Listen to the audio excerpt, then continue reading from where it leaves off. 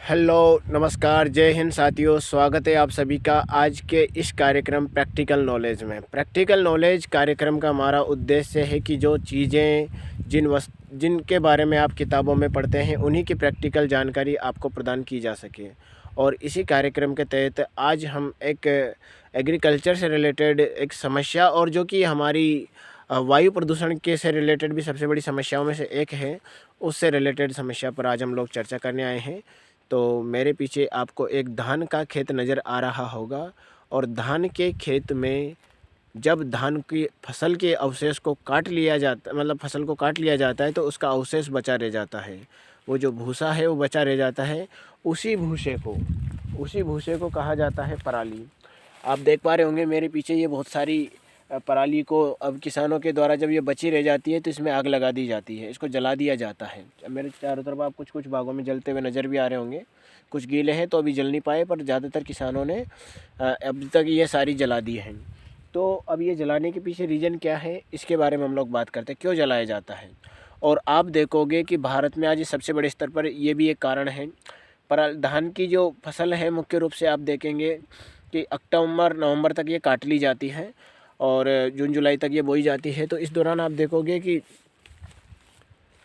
इसको बोना और इसको कटाई के बाद में जो समय रहता है वो अक्सर सर्दियां आना स्टार्ट हो जाती है।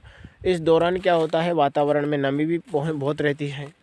अब ये वातावरण की नमी और इससे निकलने वाला धुआं मिल करके एक ऐसा क्षेत्र आसपास निर्मित कर देता है जहाँ पर क्या होता है कि एक लोगों को सांस लेने में तकलीफ़ होती है। उस समस्या को कहा जाता है स्मॉग।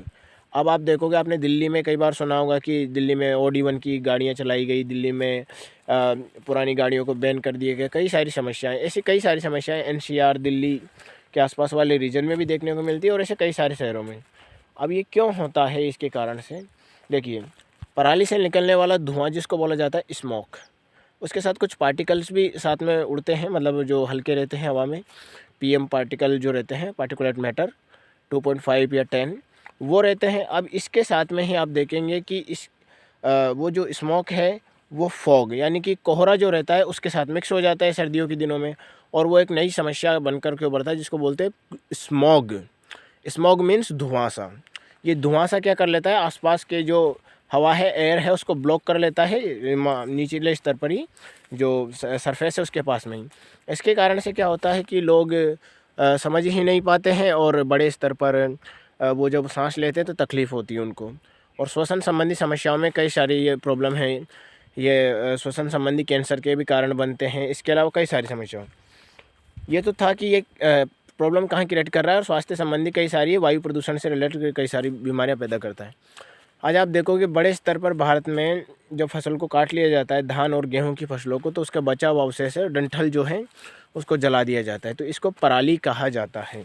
ये सारी पराली आप मेरे पीछे देख पा रहे होंगे और कुछ भागों में जली हुई सी भी आपको नज़र आ रही है। ये मैं एक धान के खेत में खड़ा हुआ हूँ। तो अभी किसान इसको जलाते क्यों हैं, बार बार जागरूक करने के बावजूद भी किसान क्यों जलाते हैं। देखो भाई, समस्या किसानों के साथ में ये है, मेरे पीछे आप देखो कि यहाँ बगल में सरसों का खेत है। इसमें सरसों की बुआई कर दी गई है और सरसों भी थोड़ी बड़ी मतलब 4 इंच बड़ी हो चुकी है लगभग। अब एक तरफ तो दूसरी फसल की बोवनी का समय होता रहता है और एक तरफ है किसानों को अपना खेत खाली जल्दी करना रहता है ताकि दूसरी फसल कर सकें। इस चक्कर में किसान क्या करते हैं, बड़े स्तर पर उस पराली को जला देते हैं ताकि जल्दी से खेत खाली हो जाए और हम आसानी से फसल कर सकें। किसानों को इसकी जानकारी नहीं रहती है कि इसमें बहुत सारे ऐसे बैक्टीरिया रहते हैं जो किसानों के लिए लाभदायक होते हैं डिकम्पोज करने के लिए। बचा हुआ फसल का अवशेष जो है वो फ़ायदा भी करता है उसको अगर हम लोग डिकम्पोज करें, पर उसमें थोड़ा एक टाइम लगता है। इसके लिए सरकारों ने भी पहल किया, ऐसा नहीं है कि सरकारों ने पहल नहीं किया। सरकारें भी आप देखेंगे कि लार्ज स्तर पर सरकारें भी, ICAR है, Indian council of agriculture research, उसके निर्देशन में पूसा नाम का एक कैप्सूल भी लाया गया था। अब वो पूसा कैप्सूल जो है वो क्या करें, उसका अगर छिड़काव कर दें हम लोग इस पराली पर, तो कुछ समय बाद उससे बैक्टीरिया जो उपजते हैं वो क्या करते थे, पूरी पराली को डिकम्पोज कर देते हैं। पर जानकारी हो तब ना, किसानों को इसकी जानकारी नहीं है। ज़्यादातर किसानों को तो पूसा कैप्सूल के बारे में जानकारी नहीं है। ऐसे तमाम प्रकार की समस्याएं, तो किसान क्या करते हैं, फिर इस पराली को जला देते हैं। अब इसके लिए और भी प्रयास किए गए अब सरकारों के द्वारा। आप देखोगे कि मैं राजस्थान का एक न्यूज़ पढ़ रहा था, उसमें बताया गया था कि अब इससे बिजली का उत्पादन भी किया जा रहा है।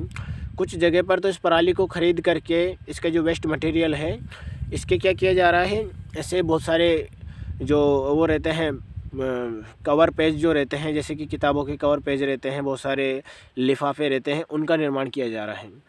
तो फिर भी बड़े स्तर पर समस्याएं अभी कुछ ही मात्रा में इससे पहले शुरू की गई, तो एक बड़े स्तर पर हमें इसको समझना पड़ेगा।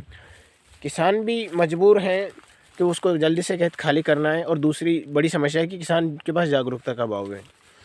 तो हमें लार्ज लेवल पर उनके लिए अगर इसको इस पराली को हमें क्या करना पड़ेगा कि अगर इसको उपयोग में लाया जा सके, किसान के लिए लाभदायक हो जाए, तो फिर क्या होगा कि ये जो समस्या है ये समस्या नहीं रहेगी, किसान के लिए लाभ का धंधा बन सकती है।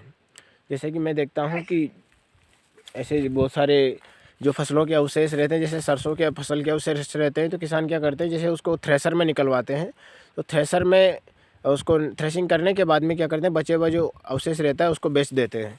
जो ईंट बनाने का जो कारखाना रहता है, ईंटें मतलब ब्रिक्स, उनको बनाने वाले लोग जो हैं उसको ख़रीद लेते हैं, तो उनको पैसा भी मिल जाता है और खेत भी खाली हो जाता है। ऐसा ही इनका भी बड़े स्तर पर अगर वो किया जा सके, ऐसा कोई उपयोग किया जा सके, तो भी किसान इसको लिए फ़ायदेमंद होगा और वायु प्रदूषण से हम लोग बच सकते हैं। नहीं तो किसान भी एक तरफ जलाता रहेगा, और हम लोग कितना ही जागरूकता कार्यक्रम चलाएं, वातावरण में वायु प्रदूषण बढ़ता ही रहेगा। तो हमें दोनों को ध्यान में रखकर योजनाओं का इम्प्लीमेंटेशन और ज़्यादा लार्ज लेवल पर, निचले स्तर पर करना पड़ेगा। देखिए, ये तो था कि अभी तक क्या प्रयास हुए हैं। अब ये है कि आप सोचें, आपके लिए भी एक टास्क है, हम सभी देशवासी मिलकर के सोचें कि और कौन से रास्ते हो सकते हैं कि ऐसी पराली से जुड़ी समस्याओं को बड़े स्तर पर सोल्व किया जा सके, ताकि देश में वायु प्रदूषण के, मैं एक रिपोर्ट पढ़ रहा था कि देश के दुनिया भर के टॉप 20 अगर वायु प्रदूषित शहरों की लिस्ट निकाली जाए तो उसमें 14 शहर भारत के आते हैं। भारत के टॉप 3 शहर भी भारत के ही हैं उसमें। तो ये बड़ी आश्चर्य की बात है। और दुनिया भर में प्रतिवर्ष 8 लाख से ज़्यादा लोग केवल श्वसन संबंधी बीमारियों से मारे जाते हैं। और श्वसन क्यों, जो रेस्पिरेटरी सिस्टम है उससे रिलेटेड समस्याएं क्या होती है, वही प्रदूषण। तो प्रदूषण से यही समस्याएं होती हैं।